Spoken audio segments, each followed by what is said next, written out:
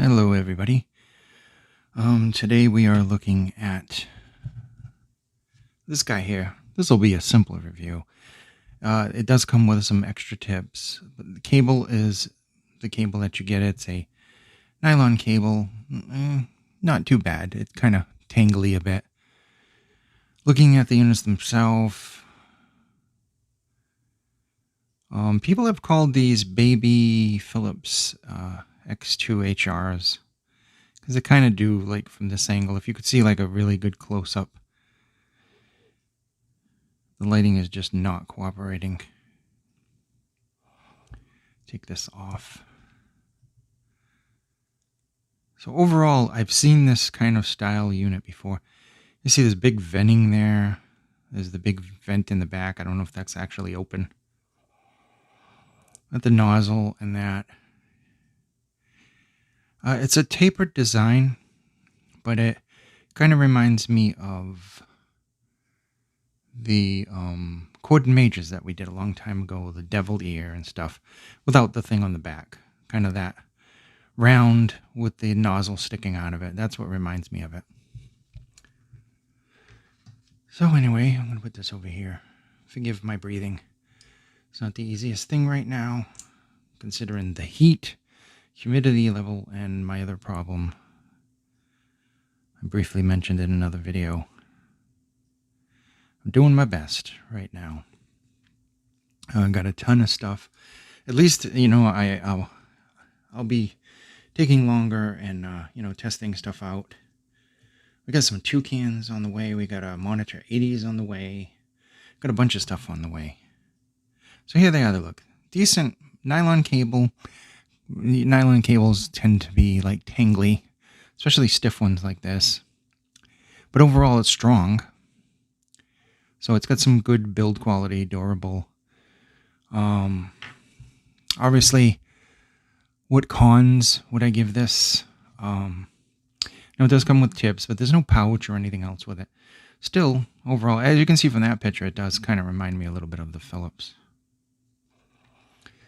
Look on the back.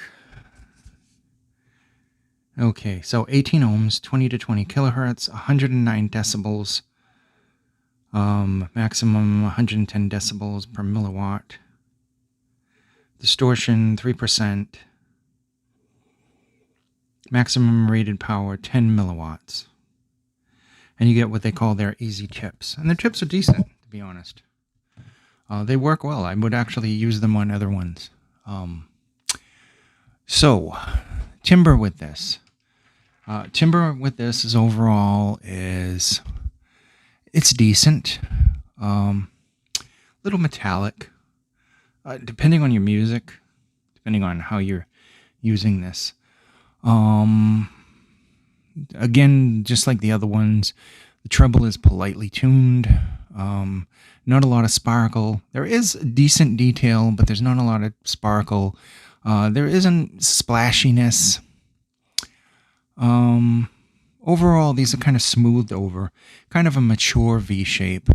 Decent bass. The bass is kind of smooth. Very, very good soundstage with this. It has a very wide soundstage.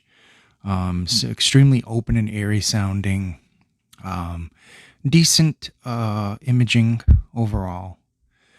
Tonality is good.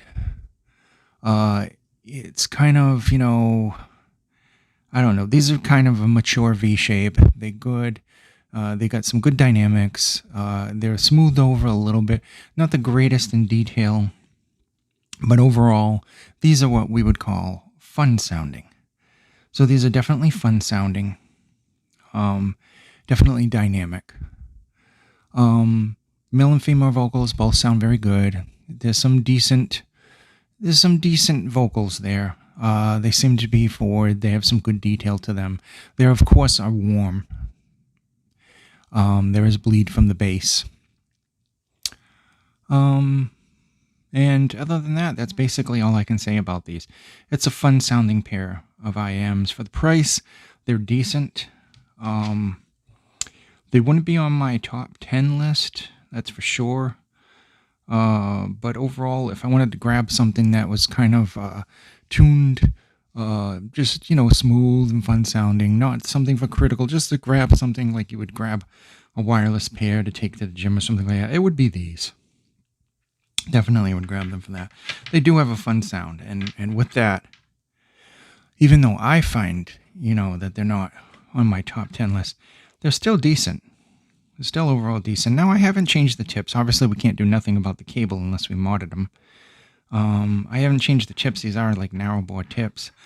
I don't know how they would sound with wide, because as you know, when we test things, we test them, stock cable, stock thing. Later on, if I'm going to do a follow-up, if I feel that they're worth doing a follow-up, if there was like a big, massive change when I modded it, then that's all right. But for my personal use, yeah, I would mod things. I usually change the cable, the tips, try it with different sources. And just overall, smooth sounding, fun, good bass, nice, warm, kind of rich sounding male and female vocals. Decent resolution overall, great soundstage, extremely open, good detail in the soundstage at least, imaging wise. And, just a decent overall performance from these. Nothing for, hardcore audiophiles. They'll pass right over this. But people just looking for a fun-sounding IM that doesn't cost a lot of money, definitely this would be something that they might like. As for me, I think I have about 20 pairs just ahead of this in, sound quality that just maybe squeak out a little bit more, detail, have a little bit more, treble details and sparkle.